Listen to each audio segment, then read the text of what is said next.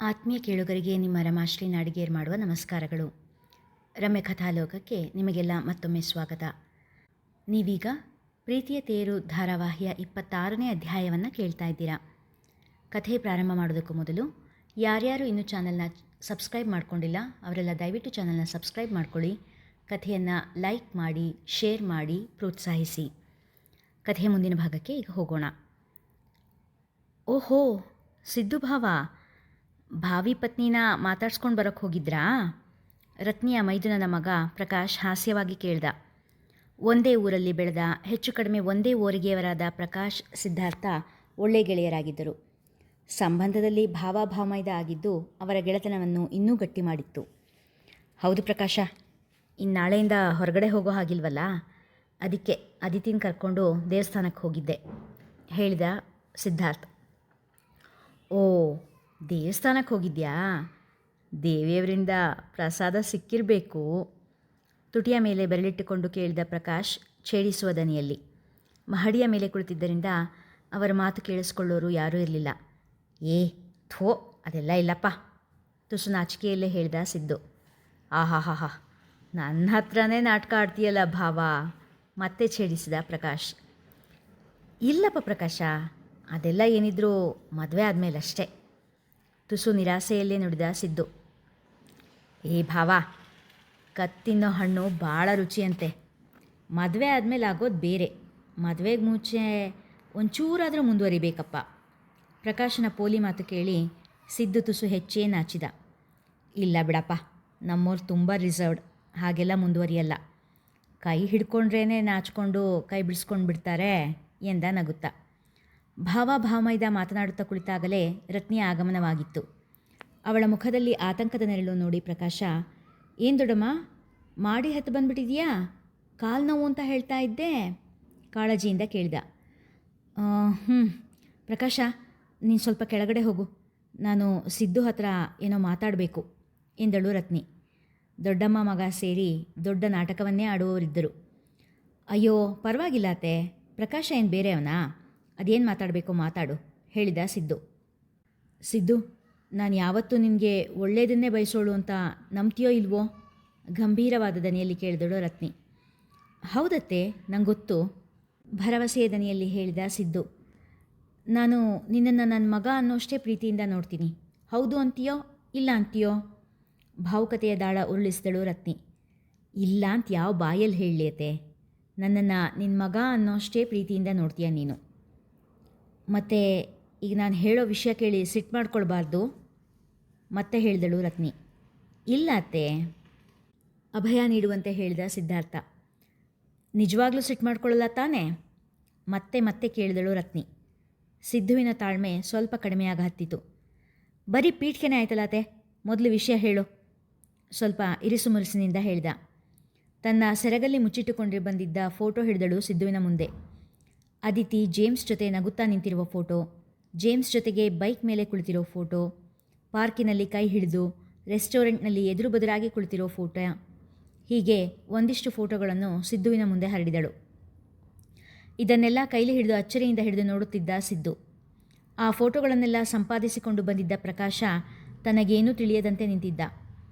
ಸಿದ್ದು ಒಂದೂ ಮಾತನಾಡದೆ ನಿಂತಾಗ ಪ್ರಕಾಶ, ಇದೇನು ದೊಡ್ಡಮ್ಮ, ಯಾರೋ ಲವರ್ಸ್ ಫೋಟೋ ತಂದು ಸಿದ್ದು ಕೊಡ್ತಾ ಇದೆಯಾ? ಯಾರಿವರು?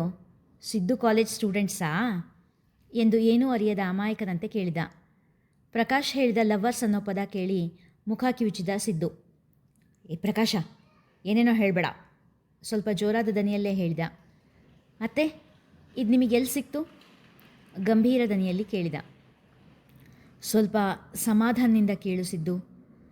ಅದು ನೀನು ನಿಮ್ಮಮ್ಮ ಇಬ್ಬರು ಅದಿತಿನ ಒಪ್ಪಿಟ್ಟಿದ್ರಿ, ಹಾಗಾಗಿ ಹೆಣ್ಣಿನ ಬಗ್ಗೆ ಹೆಚ್ಚು ವಿಚಾರಿಸೋಕ್ಕೆ ಹೋಗಲೇ ಇಲ್ಲ. ನಾನು ಅತ್ತಿಗೆಗೂ ವಿಚಾರಿಸಿ ಅಂತ ಹೇಳಿ ನೋಡಿದೆ, ಅವರೂ ಒಪ್ಪಲಿಲ್ಲ. ಯಾವತ್ತೂ ಮನೆಗೆ ಹೆಣ್ಣನ್ನು ತರಬೇಕಾದ್ರೆ ಪೂರ್ವಾಪರ ವಿಚಾರಿಸಿನೇ ಮುಂದುವರಿಬೇಕು. ಈ ಹುಡುಗಿದು ದೂರದ ಊರು ಬೇರೆ, ಹಾಗಾಗಿ ನಾನು ನನ್ನ ಗೆಳತಿ ಮಗಳಿಗೆ ಹೇಳಿ ಈ ಹುಡುಗಿ ಬಗ್ಗೆ ವಿಚಾರಿಸೋಕೆ ಹೇಳಿದೆ. ಆ ಹುಡುಗಿ ದೆಹಲೀಲಿ ಹಾಸ್ಟೆಲ್ನಲ್ಲಿ ಓದ್ತಾ ಇದ್ದಾಳೆ, ಅವಳೇ ಕಳಿಸಿದ್ದು ಈ ಫೋಟೋನೆಲ್ಲ ಎಂದರು. ಅಷ್ಟೇ ತಾನೇ, ಅವರಿಬ್ಬರು ಸ್ನೇಹಿತರಿರ್ಬೋದು. ದೊಡ್ಡ ಪಟ್ಟಣದಲ್ಲಿ ಗಂಡು ಹೆಣ್ಣು ಸ್ನೇಹಿತರಾಗಿರೋದು ದೊಡ್ಡ ವಿಷಯ ಅಲ್ವೇ ಅಲ್ಲ ಎಂದು ಸಿದ್ದು ತನ್ನ ಅತ್ತೆಗೆ ಹೇಳಿದ. ರತ್ನ ಹೇಳಿದ ವಿಷಯವನ್ನು ಗಂಭೀರವಾಗಿ ಪರಿಗಣಿಸದೇ ಇದ್ದರೂ ಅದಿತಿಯನ್ನು ಇನ್ನೊಬ್ಬ ಗಂಡಸಿನ ಜೊತೆ ನೋಡಿ ಕಿರಿಕಿರಿಯಂತೂ ಆಯಿತು ಸಿದ್ಧಾರ್ಥನಿಗೆ. ನೋಡ್ಸಿದ್ದು, ನಮ್ಮ ಕಡೆ ಒಂದು ಗಾದೆ ಹೇಳ್ತಾರೆ, ನಿನಗೂ ಗೊತ್ತಿರೋಂಥದ್ದೇ, ತಾಯಿ ಹಾಗೆ ಮಗಳು ನೂಲ್ನಂಗೆ ಸೀರೆ ಅಂತ. ಆ ವಾರಿಜ ಕೊನೆಯವರೆಗೂ ಗುಟ್ಟು ಮಾಡಿ ಮದುವೆ ದಿನ ಓಡ್ ಹೋದ್ಲು. ಅವಳ ಮಗಳು ಕೂಡ ಹಾಗೆ ಮಾಡಿಬಿಟ್ರೆ ಅನ್ನೋ ಕಾಳಜಿಯಿಂದ ನಿಮಗೆ ಈ ವಿಷಯ ಹೇಳಿದೆ ಅಷ್ಟೇ ಎಂದಳು ರತ್ನಿ ಹೇಳಿದ ಮಾತು ಸಿದ್ದುವಿನ ಬುದ್ಧಿಯನ್ನು ಬಡಿದು ಎಬ್ಬಿಸಿತು. ಅನುಮಾನದ ಬೀಜವನ್ನು ಬಿತ್ತಿತು. ದೊಡ್ಡಮ್ಮ, ಸಾಕು, ನೀ ಹೇಳಾಯ್ತಲ್ಲ, ಇನ್ನು ಹೊರಡು. ಇನ್ನು 2 ದಿನಕ್ಕೆ ಮದುವೆ. ಈಗೇನು ಮಾಡೋಕ್ಕಾಗುತ್ತೆ? ಈ ಫೋಟೋ ಇಟ್ಕೊಂಡು ಮದುವೆ ನಿಲ್ಸೋಕ್ಕಾಗುತ್ತಾ? ಸುಮ್ಮನೆ ಹೋಗು ಎಂದು ಗದರಿದ ಪ್ರಕಾಶ ರತ್ನಿಯನ್ನು ಅಲ್ಲಿಂದ ಕಳಿಸಿದ. ಸರಿ ಬಿಡು, ನಮ್ಮ ಅಣ್ಣನ ಮನೆಗೆ ಅನ್ಯಾಯ ಆಗಬಾರ್ದು ಅಂತ ಹೇಳಿದೆ ಅಷ್ಟೇ ಎನ್ನುತ್ತಾ ಅಲ್ಲಿಂದ ಹೊರಟಳು ರತ್ನಿ. ಹೋಗುತ್ತಾ ಪ್ರಕಾಶನಿಗೆ ಮುಂದಿನದನ್ನು ಸಂಭಾಳಿಸಲು ಸನ್ನೆ ಮಾಡಿ ಹೋದಳು. ಇನ್ನೂ ಆ ಫೋಟೋಗಳನ್ನು ಕೈಯಲ್ಲಿ ಹಿಡಿದು ನೋಡುತ್ತಾ ಇದ್ದ ಸಿದ್ದುವನ್ನು ನೋಡಿ ವ್ಯಂಗ್ಯದ ನಗೆನಕ್ಕ ಪ್ರಕಾಶ. ಏನು ಯೋಚನೆ ಮಾಡ್ತಾ ಇದೆಯಾ ಸಿದ್ದು? ಹೆಗಲ ಮೇಲೆ ಕೈ ಹಾಕುತ್ತಾ ಕೇಳಿದ. ಅದೇ ರತ್ನ ಅತ್ತೆ ಹೇಳಿದ ಮಾತನ್ನೇ ಯೋಚನೆ ಮಾಡ್ತಾ ಇದ್ದೀನಿ ಎಂದ ಯಾವುದೋ ಲೋಕದಲ್ಲಿ ಇದ್ದಂತೆ. ಸಿದ್ದು, ನೀನೊಳ್ಳೆ ಅಲ್ವೋ? ಅದಿತಿಯವರು ತುಂಬ ಗಂಭೀರ ಸ್ವಭಾವ ಅಂತ ನೀನೇ ಹೇಳಿದೆ ಅಲ್ವಾ? ಅಂಥವರು ಈ ಲವ್ವು ಪವ್ವು ಅಂತೆಲ್ಲ ಹೋಗಿರಲ್ಲ ಬಿಡು ಎಂದ. ಹಾಗಂತೀಯಾ ಎಂದ ಸಿದ್ದುವಿನ ಮಾತಿಗೆ ಹ್ಞೂ, ಮತ್ತೆ ಅಕಸ್ಮಾತ್ ಆ ಹುಡುಗನ ಪ್ರೀತಿಸೋದೇ ಆಗಿದ್ದರೆ ಮನೇಲಿ ಮುಂಚೆನೇ ಹೇಳ್ತಿದ್ರು ಅಲ್ವಾ? ಅವರಿಗೆ ಯಾರೂ ಈ ಮದುವೆಗೆ ಬಲವಂತ ಮಾಡಿರಲಿಲ್ಲ ಅಲ್ಲೇನೋ ಎಂದ ಪ್ರಕಾಶ. ಹೌದು, ನೀನು ಹೇಳ್ತಾ ಇರೋದು ಸರಿಯಾಗೇ ಇದೆ. ಸ್ವಲ್ಪ ಸಮಾಧಾನಗೊಂಡನು ಸಿದ್ಧಾರ್ಥ. ತುಂಬ ಕ್ಲೋಸ್ ಫ್ರೆಂಡ್ಸ್ ಇರಬೇಕು. ನೀನು ಅವರನ್ನು ತುಂಬ ರಿಸರ್ವ್ಡ್ ಅಂದೆ, ಆದರೆ ಇದರಲ್ಲಿ ಹಾಗೇನು ಅನ್ನಿಸ್ತಾ ಇಲ್ಲ ಎಂದನು ಪ್ರಕಾಶ ಆ ಫೋಟೋಗಳನ್ನು ನೋಡುತ್ತಾ. ಅವನಲ್ಲಿ ಮಗುವನ್ನು ಚಿವಿಟಿ ತೊಟ್ಟಿಲನ್ನೂ ತೂಗುವ ಕೆಲಸ ಮಾಡುತ್ತಿದ್ದನು. ಮತ್ತೊಮ್ಮೆ ಆ ಫೋಟೋಗಳನ್ನು ನೋಡಿದ ಸಿದ್ದುವಿಗೆ ಅದಿತಿ ಜೇಮ್ಸ್ನ ಕೈ ಹಿಡಿದು ನಿಂತಿರುವುದು ಹಿಡಿಸಲಿಲ್ಲ. ಮನೆಯಲ್ಲೇ ದೇವರ ಸಮಾರಾಧನೆ ಮಾಡಿ ಮುಗಿಸಿದರು ಅದಿತಿಯ ಮನೆಯವರು. ಗುಲಾಬಿ ಬಣ್ಣದ ಒಡಲಿಗೆ ಬಂಗಾರ ಬಣ್ಣದ ಅಂಚಿದ್ದ ಸೀರೆ ಉಟ್ಟು ಗೊಂಬೆಯಂತೆ ಕಾಣುತ್ತಿದ್ದಳು ಅದಿತಿ. ಎತ್ತರಕ್ಕೆ ಸರಿಯಾದ ದಪ್ಪ, ಬಾದಾಮಿ ಆಕಾರದ ಮುಖ, ಅಗಲವಾದ ಕಣ್ಣುಗಳು, ಸಣ್ಣ ತುಟಿ, ಎಳಸಾದ ಮೂಗು, ಶಿಲಾಬಾಲಿಕೆಯಂಥ ಮೈಮಾಟ ಅವಳನ್ನು ಸುಂದರಿಯರ ಸಾಲಿಗೆ ಸೇರಿಸಿದ್ದವು. ಅವಳನ್ನು ಆ ಅಲಂಕಾರದಲ್ಲಿ ನೋಡಿದ ಆದಿತ್ಯ ಅವನಿಗೆ ಅರಿಯದೇ ನಿಟ್ಟಿಸಲು ದಬ್ಬಿದ್ದ. ಸೀತಜ್ಜಿಯ ಬಳಿ ಬಂದು ಅವರಿಗೆ ನಮಸ್ಕಾರ ಮಾಡಿದಳು ಅದಿತಿ. ಚಿನ್ನ ಬಣ್ಣ ತೊಟ್ಟು ಮಹಾಲಕ್ಷ್ಮಿ ಹಂಗೆ ಕಾಣ್ತಾ ಇದೆಯಾ ಮಗು? ಮುಖದಲ್ಲಿ ನಗು ಒಂದು ಕಮ್ಮಿ ಇದೆ, ಅದನ್ನು ಧರಿಸ್ಬಿಡು ಎಂದರು. ಅದಿತಿಗೆ ದುಃಖ ಉಕ್ಕಿ ಬಂತು. ಅಜ್ಜಿಯನ್ನು ತಬ್ಬಿ ಹಿಡಿದು ಮೌನವಾಗಿಯೇ ಕಣ್ಣೀರು ಸುರಿಸಿದಳು.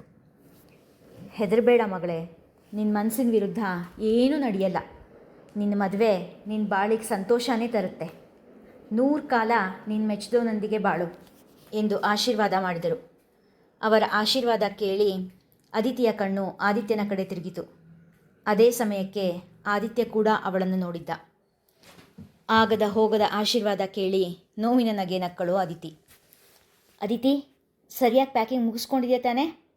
ನಾಳೆ ಮದುವೆ ಮುಗಿದ್ಮೇಲೆ ಛತ್ರದಿಂದ ಹಾಗೇ ನಿನ್ನ ಗಂಡನ ಮನೆಗೆ ಹೋಗಬೇಕು. ಮತ್ತೆ ಅವ್ರ ಕಡೆ ಪದ್ಧತಿ ಪ್ರಕಾರ 5 ದಿನ ಬಿಟ್ಟೆ ತವರಿಗೆ ಕಳಿಸೋದಂತೆ ಎಂದಳು ವಾಲಿಜ. ಅಮ್ಮ, ನೀ ಏನು ಯೋಚನೆ ಮಾಡಬೇಡ, ನಾನೆಲ್ಲ ಪ್ಯಾಕ್ ಮಾಡಿದ್ದೀನಿ ಎಂದ ಆದ್ಯ ಅಕ್ಕನನ್ನು ತಬ್ಬಿ ಹಿಡಿದಳು. ಇವತ್ತು ಕುಮಾರಿ ಅತಿಥಿಯಾಗಿ ಹೊರಡ್ತಾ ಇರೋ ಅದಿತಿ ಮೇಡಮ್ ಅವರು ಮತ್ತೆ ಈ ಮನೆಗೆ ಕಾಲಿಡುವಾಗ ಶ್ರೀಮತಿ ಅದಿತಿ ಆಗಿರ್ತಾರೆ ಎನ್ನುತ್ತಾ ಬಂದ ಸುಹಾಸ ಅದಿತಿಗೆ ಒಂದು ಲೋಟದ ತುಂಬ ಹಾಲು ತಂದುಕೊಟ್ಟ. ಇಷ್ಟು ದೊಡ್ಡ ಲೋಟದಲ್ಲಿ ಹಾಲೇನೋ ಎಂದ ಅದಿತಿಗೆ. ತವ್ರ ಮನೆಯಿಂದ ಹೊರಡಬೇಕಾದ್ರೆ ಹಾಲು ಕುಡಿದು ಹೊರಡೋದು ಪದ್ಧತಿ ಕಣಮ್ಮ ಎಂದಳು ವಾರುಣಿ. ಲಗೇಜ್ ಪ್ಯಾಕ್ ಮಾಡಿಕೊಂಡು ಎಲ್ಲರೂ ಛತ್ರದ ಕಡೆಗೆ ಸಾಗಿದ್ದರು. ಅಂದು ಸಂಜೆ ವರಪೂಜೆ. ಅಡಿಕೆ ಬಣ್ಣದ ಸೀರೆಗೆ ಬಂಗಾರದ ಒಡವೆ ಧರಿಸಿ ಸಿದ್ಧವಾಗಿದ್ದಳು ಅದಿತಿ. ಕೈತುಂಬ ಹಸಿರು ಬಳೆ, ಚಿತ್ತಾರದ ಕೆಂಪಿನ ಮದರಂಗಿ ಅವಳಿಗೆ ಮೆರುಗು ತಂದಿತ್ತು. ವಾರಿಜಾ ಶ್ರೀಕಾಂತ್ ಅದಿತಿಯ ಜೊತೆ ಹಸಿಮಣೆಯ ಮೇಲೆ ಕುಳಿತರೆ, ಇನ್ನೊಂದು ಹಸಿಮಣೆಯ ಮೇಲೆ ತನ್ನ ಚಿಕ್ಕಪ್ಪ ಚಿಕ್ಕಮ್ಮನೊಡನೆ ಕುಳಿತಿದ್ದ ಸಿದ್ಧಾರ್ಥನ ಚಿಕ್ಕಮ್ಮ ಹುರಿಗಳಲ್ಲಿ ಒಣಕೊಬ್ಬರಿ ಬಟ್ಟಲು ಅದಿತಿಯ ಸೆರೆಗೆ ಹಾಕಿ ಉಡಿತುಂಬಿದರು. ಗಿಣಿ ಹಸಿರು ಬಣ್ಣದ ಒಡಲಿಗೆ ಕೇಸರಿ ಬಣ್ಣದ ಅಂಚಿದ್ದ ಸೀರೆಯನ್ನು ಉಡುಗೊರೆಯಾಗಿ ಕೊಟ್ಟು ಅದನ್ನು ಉಟ್ಟು ಬರಲು ಹೇಳಿದರು. ಹಸಿಮಣೆಯ ಮೇಲೆ ಇದ್ದಷ್ಟು ಹೊತ್ತು ಸಿದ್ದು ಅದಿತಿಯನ್ನು ನೋಡುತ್ತಾ ಅವಳ ಚೆಲುವನ್ನು ಕಂಡು ತುಂಬಿಕೊಳ್ಳುತ್ತಾ ಇದ್ದರೆ, ಅದಿತಿ ಮಾತ್ರ ನೆಪ ಮಾತ್ರಕ್ಕೂ ಅವನೆಡೆ ನೋಡಿರಲಿಲ್ಲ. ಅದನ್ನು ಕಂಡ ಪ್ರಕಾಶ್, ನೀನು ಹೇಳಿದ್ದು ನಿಜ ಕಣೋ ಸಿದ್ದು. ಅವರು ತುಂಬ ಗಂಭೀರ. ಒಂಚೂರು ಕೂಡ ನಿನ್ನ ಕಡೆ ನೋಡಲಿಲ್ಲ, ನಗಲೂ ಇಲ್ಲ. ಇನ್ನು ಅವರು ಲವ್ ಮಾಡೋ ಚಾನ್ಸಸ್ ಎಲ್ಲ ಇಲ್ಲವೇ ಇಲ್ಲ ಬಿಡು ಎಂದ. ಅದನ್ನು ಕೇಳಿ ಸಿದ್ದುವಿನ ಮನ ಸಮಾಧಾನ ಹೊಂದಿದರೂ ಪ್ರಕಾಶನಿಗೆ ಪದೇ ಪದೇ ಅದೇ ವಿಷಯ ಮಾತಾಡಬೇಡ ಎಂದು ಸಿಡುಕಿದ.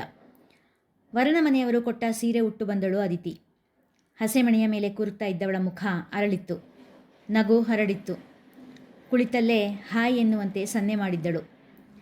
ಅವಳ ಮೊಗದಲ್ಲಿ ನಗು ನೋಡಿ ಅವಳು ಕೈ ಬೀಸಿದ ದಿಕ್ಕಿನತ್ತಲೇ ಕಣ್ಣು ತಿರುಗಿಸಿದರು ಸಿದ್ದು ಪ್ರಕಾಶ್. ಅವರ ಕಣ್ಣಿಗೆ ಕಂಡಿದ್ದು ನಗುತ್ತಾ ಚೇರ್ ಮೇಲೆ ಕುಳಿತಿದ್ದ ವ್ಯಕ್ತಿ, ಅದಿತಿಯೊಂದಿಗೆ ಫೋಟೋದಲ್ಲಿ ಕಂಡ ವ್ಯಕ್ತಿ. ಸಿದ್ದುವಿನ ಕಣ್ಣು ಅದಿತಿ, ಜೇಮ್ಸ್ ಇಬ್ಬರ ಮೇಲೂ ಹರಿದಿತ್ತು. ಇಬ್ಬರ ನಡುವೆ ಹೆಬ್ಬೆರಳೆತ್ತಿ ಸನ್ನೆಯೊಂದು ವಿನಿಮಯವಾಗಿತ್ತು. ಅದನ್ನು ಕಂಡ ಸಿದ್ದುವಿನ ಮುಖ ಕೆಂಪಗಾಗಿತ್ತು. ಇತ್ತ ಕಡೆ ಆದಿಯ ಮನೆಯಲ್ಲಿ, ಆದಿ, ಕಾವೇರಮ್ಮ ಫೋನ್ ಮಾಡಿದ್ರು. ನಿನ್ನ ಶ್ರಾವಣಿ ಮದುವೆಗೆ ನಮ್ಮ ಕಡೆಯಿಂದ ಒಪ್ಪಿಗೆ ಅಂತ ಹೇಳಿದೆ.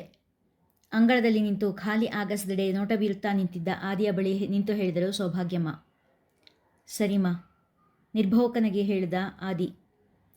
ನಂಗೆ ಗೊತ್ತಿದೆ ಆದಿ, ಇವತ್ತು ನೀನು ನಿನ್ನ ಹೆತ್ತಮ್ಮನನ್ನು ನೆನಪಿಸ್ಕೊಳ್ತಾ ಇದೆಯಾ ಅಂತ. ನನ್ನ ಅಮ್ಮನೇ ಇದ್ದಿದ್ದರೆ ನನಗೆ ದುಃಖ ಕೊಡೋ ಮದುವೆ ಬಗ್ಗೆ ಮಾತು ಕೂಡ ಆಡ್ತಾ ಇರಲಿಲ್ಲ ಅಂತ ಅಂದ್ಕೊಳ್ತಾ ಇರ್ಬೋದು ನೀನು. ಆದರೆ ಈ ಮದುವೆ ಮಾತು ನಿನಗೀಗ ದುಃಖ ಕೊಟ್ಟರು ಮುಂದೆ ಒಳ್ಳೆಯದನ್ನೇ ಮಾಡುತ್ತೆ.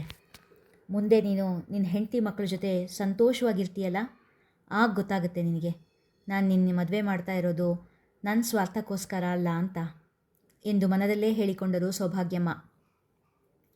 ಮೋಡ ಮುಸುಕಿದ ಆಗಸದಲ್ಲಿ ಚಂದ್ರನನ್ನು ಹುಡುಕುತ್ತಾ ನಿಂತ ಆದಿ. ಸಂಜೆ ಅದಿತಿಯ ಮದುವೆಯ ವರಪೂಜೆಗೆ ಹೋದವನು ಅವಳನ್ನು ಇನ್ಯಾರ ಜೊತೆಯಲ್ಲೂ ನೋಡಲಾಗದೆ ಛತ್ರದ ಹೊರಗಿನ ಕೆಲಸಗಳಲ್ಲೇ ಕಾಲ ಕಳೆದಿದ್ದನು. ಛತ್ರದಲ್ಲಿ ಮೊಳಗುತ್ತಿದ್ದ ಮಂಗಳವಾದ್ಯಗಳು ಕಿವಿಗೆ ತಾಕದಷ್ಟು ದೂರ ಸಾಗಬೇಕು ಎಂದುಕೊಂಡಿದ್ದರೂ ಒಬ್ಬರಲ್ಲ ಒಬ್ಬರು ಅವನನ್ನು ಒಂದಲ್ಲ ಒಂದು ಕೆಲಸದಲ್ಲಿ ವ್ಯಸ್ತಗೊಳಿಸಿ ಬಿಡುತ್ತಿದ್ದರು. ಬಿಕ್ಕಿ ಬಿಕ್ಕಿ ಅಳಲು ಗಂಡೆಂಬ ಹಮ್ಮು ಅಡ್ಡ ಬರದೇ ಇದ್ದರೂ ಏಕಾಂತ ಸಿಗದೆ ಮನದಲ್ಲೇ ದುಃಖಿಸುತ್ತಿದ್ದನು. ಅದಿತಿ ಹಸಿಮಣೆಯ ಕಡೆಗೆ ಬಂದಾಗ ಅವಳನ್ನು ಕಂಡವನ ಮನ ಇನ್ನೂ ಸೈರಿಸಲಾರೇ ಎಂಬಂತೆ ಹಠ ಮಾಡಿತು. ಯಾರ ಕಣ್ಣಿಗೂ ಬೀಳದಂತೆ ಮನೆ ಒಳಗೆ ಸೇರಿದ ಆದಿ ತನ್ನ ಮನದ ಮಾತನ್ನೆಲ್ಲ ಹೆತ್ತ ತಾಯಿಯ ಭಾವಚಿತ್ರದ ಮುಂದೆ ಆಡಿ ಅತ್ತು ಸ್ವಲ್ಪ ದುಃಖ ಶಮನ ಮಾಡಿಕೊಂಡ. ಆದಿ ಛತ್ರ ಬಿಟ್ಟು ಹೊರಗೆ ಬರುತ್ತಿದ್ದಂತೆಯೇ ಅವನ ಹಿಂದೆಯೇ ಬಂದಿದ್ದರು ಸೌಭಾಗ್ಯಮ್ಮ. ದುಃಖದಲ್ಲಿದ್ದ ಮಗ ತಪ್ಪು ಹೆಜ್ಜೆ ಇಟ್ಟರೆ ಎಂಬ ಅಂಜಿಕೆಯೋ ಏನೋ. ಇತ್ತ ಮದುವೆ ಮನೆಯಲ್ಲಿ ವರನ ಮನೆಯವರು ಕೊಟ್ಟ ಸೀರೆ ಉಟ್ಟು ಬಂದಳು ಅದಿತಿ.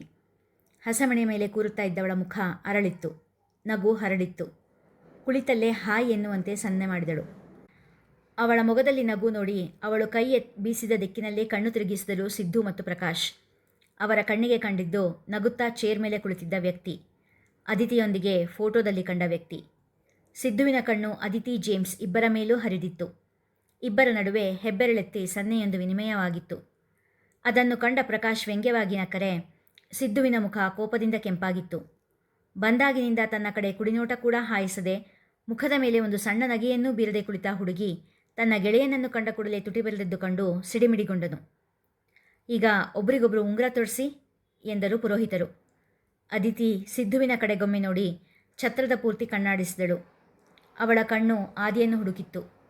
ಬುದ್ಧಿ ಅದನ್ನು ತಪ್ಪೆಂದರೂ ಕಣ್ಣನ್ನು ನಿಯಂತ್ರಿಸದೇ ಹೋದಳು ಅದಿತಿ. ಸಿದ್ದುವಿಗೆ ಅವಳ ಕಣ್ಣು ಈಗಲೂ ಆ ಫೋಟೋದಲ್ಲಿರುವ ವ್ಯಕ್ತಿಯನ್ನೇ ಹುಡುಕುತ್ತಿದೆ ಎನಿಸಿ ದವಡೆ ಬಿಗಿ ಮಾಡಿದನು. ಅದಿತಿ ಸಿದ್ದುವಿನ ಉಂಗರದ ಬೆರಳಿಗೆ ಉಂಗುರ ತೊಡಿಸಿದಳು. ಸಿದ್ದು ಅದಿತಿಯ ಕೈ ಹಿಡಿದ. ಅವಳ ಗಮನ ಈಗಲೂ ಸಹ ತನ್ನ ಕಡೆ ಇಲ್ಲದ್ದು ಕಂಡು ಕೋಪ ನೆತ್ತಿಗೇರಿತು. ಒರಟಾಗಿ ಒಮ್ಮೆ ಕೈ ಹಿಸುಕಿದ. ಬೆಚ್ಚಿದಳು ಅದಿತಿ. ಬಲಗೈನ ಉಂಗರದ ಬೆರಳಿಗೆ ಉಂಗುರ ಸೇರಿತು. ದೊಡ್ಡವರಿಗೆ ನಮಸ್ಕಾರ ಮಾಡಿ ಆಶೀರ್ವಾದ ತಗೊಳ್ಳಿ ಎಂದ ಪುರೋಹಿತರ ಮಾತಿಗೆ ತಲೆ ಆಡಿಸಿದ ಸಿದ್ದು ತನ್ನೊಡನೆ ಅದಿತಿಯನ್ನು ಕರೆದುಕೊಂಡು ದೊಡ್ಡವರ ಕಾಲಿಗೆ ನಮಸ್ಕಾರ ಮಾಡಲು ಹೋದ. ಅಷ್ಟು ಹೊತ್ತು ಕೂಡ ಅದಿತಿಯ ಮೃದುವಾದ ಕೈಗಳು ಅವನ ಒರಟಾದ ಹಿಡಿತದಲ್ಲಿ ನರಳುತ್ತಿತ್ತು. ಕೊನೆಗೊಮ್ಮೆ ಎಲ್ಲರಿಗೂ ನಮಸ್ಕಾರ ಮಾಡಿ ಮುಗಿದಾಗ ಅದಿತಿಯ ಬಲಹಸ್ತ ಪೂರ್ತಿ ಕೆಂಪಗಾಗಿತ್ತು. ಇಲ್ಲಿಗೆ ಇಂದಿನ ಸಂಚಿಕೆ ಮುಗಿಯಿತು. ಮುಂದಿನ ಕಥೆ ಮುಂದಿನ ಸಂಚಿಕೆಯಲ್ಲಿ. ಕಥೆ ಇಷ್ಟವಾಗಿದ್ದರೆ ಹೆಚ್ಚು ಹೆಚ್ಚು ಜನರಿಗೆ ಶೇರ್ ಮಾಡಿ, ಲೈಕ್ ಮಾಡಿ, ಕಮೆಂಟ್ ಮಾಡಿ ಪ್ರೋತ್ಸಾಹಿಸಿ. ಧನ್ಯವಾದಗಳು.